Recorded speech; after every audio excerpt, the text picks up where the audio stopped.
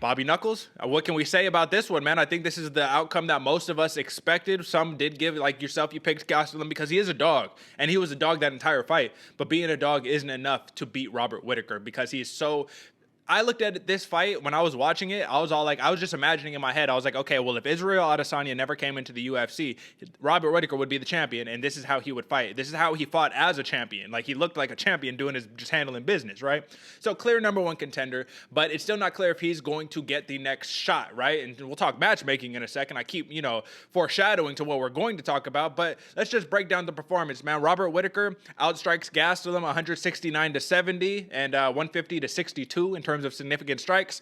Fight never got down to the ground, which is, I guess it did. I'm just kidding. I take that back. Robert Whittaker took him down 4 times, and Gastelum took him down once. Now, my X factor did not play into account really at all. I said it was all about the calf kick, and it damn near just didn't exist, man. Give me some big takeaways, man. What do you think about this fight? But my biggest takeaway, Derek, was the counter striking of Bobby Knuckles. Oh yeah. Holy shit, man. He was rocking him. And like they usually say you want to be first, you want to get off first, get out of there so you don't get hit again. But man, he was letting Kelvin Gastelum just walk him down. Anytime he would throw, it was like whoop, slip, pop. It was very impressive, man. I was literally sitting there and this is exactly what you wanted to see out of Bobby Knuckles. That's all I was thinking. I was like, man, this dude looks impressive. Like you said, man, if Israel Adesanya wasn't here, this dude would be still reigning dominant champion and piecing Kelvin Gastelum up. And don't get me wrong, Kelvin Gastelum stood there and fought like a real, like you said, a dog. He was there. He was scrapping. But, man, Bobby Knuckles was precise, man. He was looking good.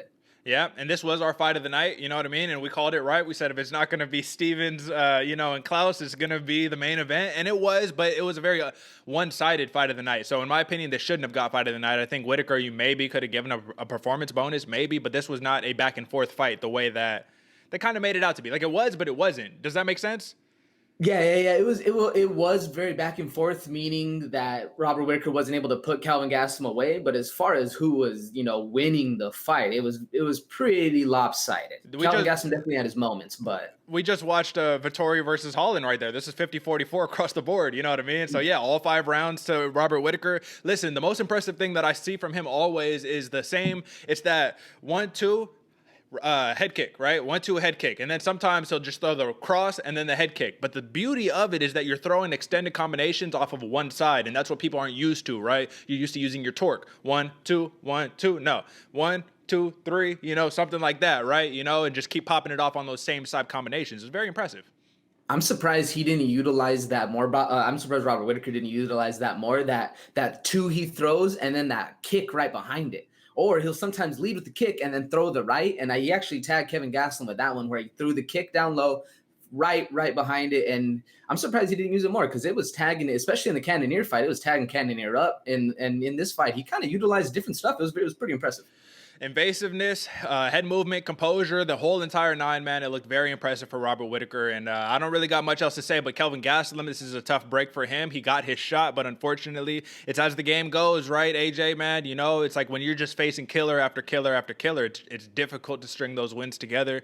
I don't think that Kelvin Gastelum should be cut by any means, man, but listen, it's so he got what? I think he's maybe 3-2 in his last 5, maybe 1-4. I just got to look at the numbers. I don't have it in front of me right now, but nonetheless, man, Robert Whittaker's on the 3-fight win streak now, so very, very impressive.